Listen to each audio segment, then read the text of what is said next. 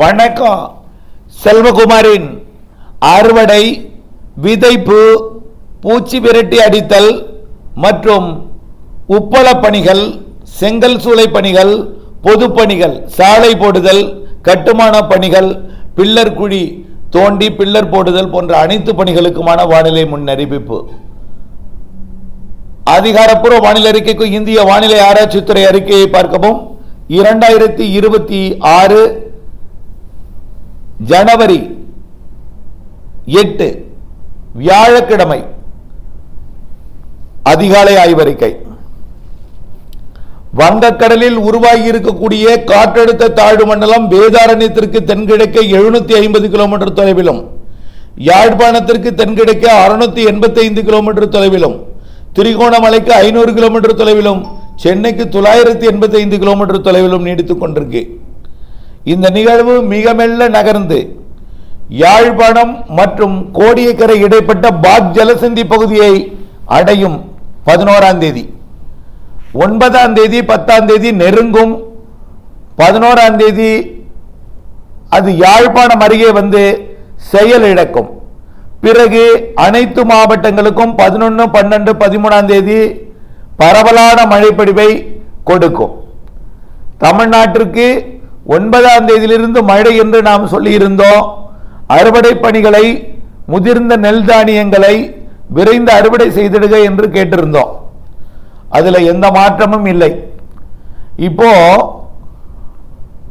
மெல்ல வந்து மெல்ல விலகும் மழை. 13ஆம் தேதி நம்ம தென் மாவட்டங்களுக்கு லேசான மழை இருக்குன்னு சொல்லியிருந்தோம். ஆனால் 13ஆம் தேதியும் சற்று கனமழையே இருக்கு. 9ஆம் தேதி எதிர்பார்க்கப்பட்ட மழை தாமதமாக தொடங்கி 9ஆம் தேதி மேகமூட்டம், குளிர், பனிப்பொழிவோட கூடிய ஒரு வானிலை 9ஆம் தேதி அதிகாலை இருக்கும்.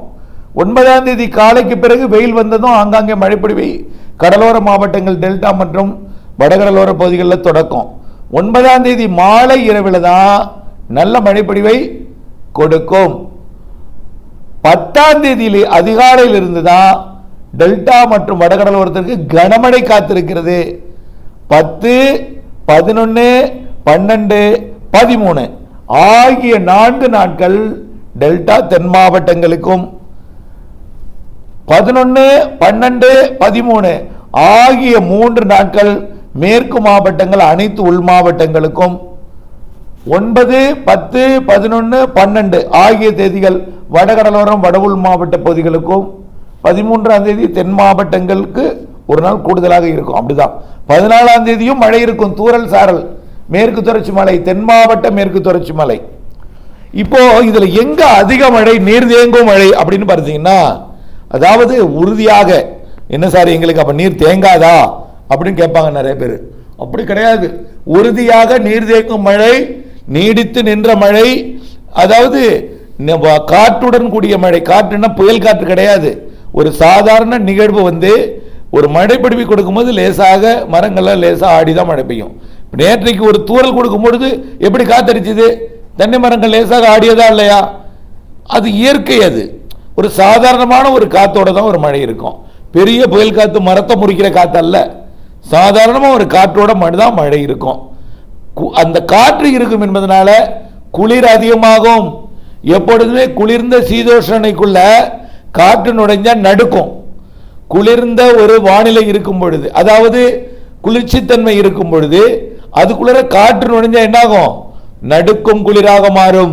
அந்த வானிலை நாளை, அதாவது 9ஆம் தேதி அதிகாலையில் இருக்கும், 8ஆம் தேதி இரவு இருக்கும், 9ஆம் தேதி அதிகாலை நடுக்கும் குளிர் வானிலை இருக்கும். நாளை பகல் முழுவதுமே நடுக்கும் குளிராக தான் இருக்கும். நாளை 9ஆம் தேதி வடகடலோரம் டெல்டாவெல்லாம் நடுக்கும் குளிராக இருக்கும். லேசா இதோ மழை பொய்த்து விட்டு போய் விடுவது போல ஒரு மெல்லிய தூறலை கொடுக்கும், மிரட்டிட்டே இருக்கும். பனி பெய்யுது, இந்த மழை வராது. பாருங்களேன், இவ்வளவு பனி பெய்யுது, இது வரவே வராது. நைசு தூறல் தூறுது. இது செயலிழந்து போனா எப்படி இருக்குமோ அதே போலதான் இருக்கு. நான் தான் சொன்னேன், இது மார்கழி மாதம் மழை பெய்யாதுன்னு. பாருங்க, இப்படிதான் பனிதான் பெய்யும். சும்மா போட்டு பீதியை கிளப்பிட்டு இருப்பாங்க. மழையும் வராது, ஒன்றும் வராது.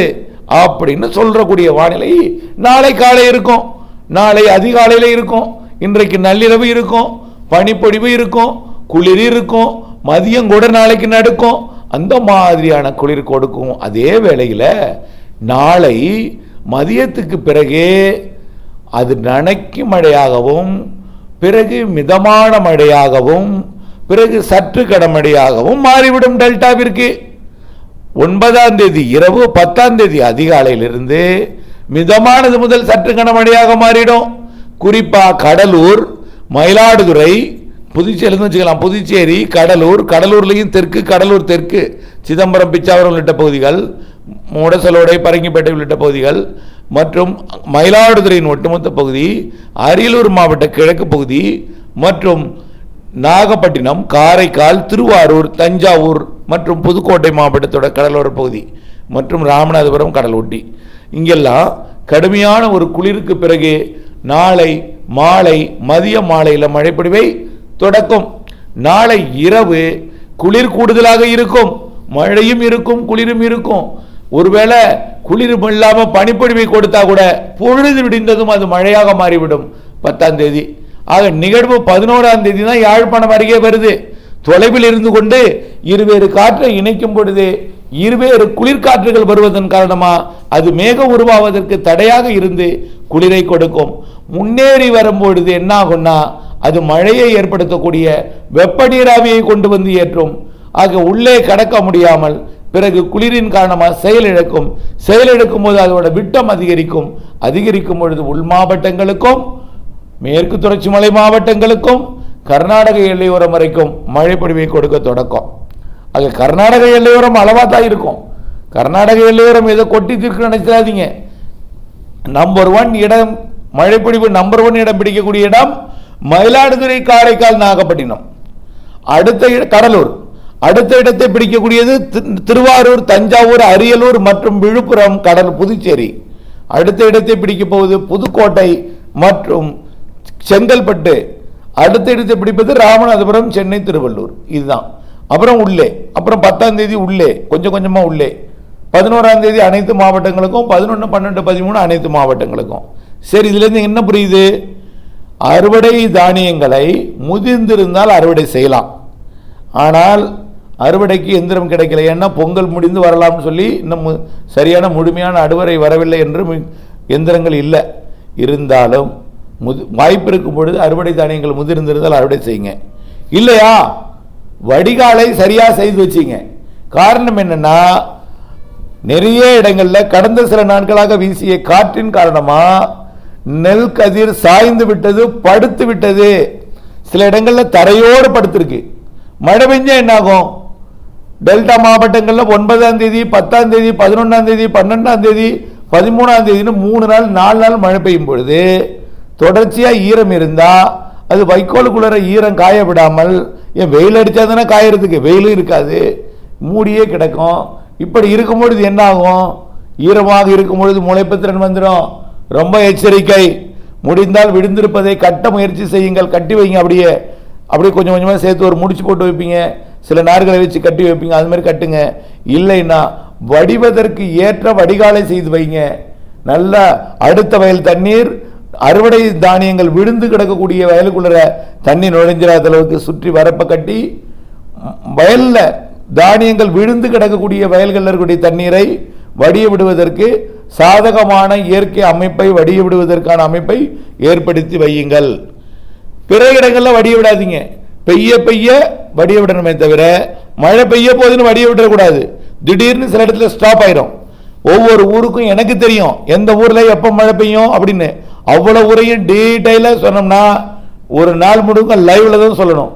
ஆகவே பெய்ய பெய்ய வடிய விடுங்க. மழை நின்றதும் நிறுத்திடுங்க. அதிகமாக இருக்கக்கூடிய தண்ணீரை மட்டும்தான் வடிய விடணும். ஆகவே அடுத்த மழைப்பொழிவு தாமதம் ஏற்படும்.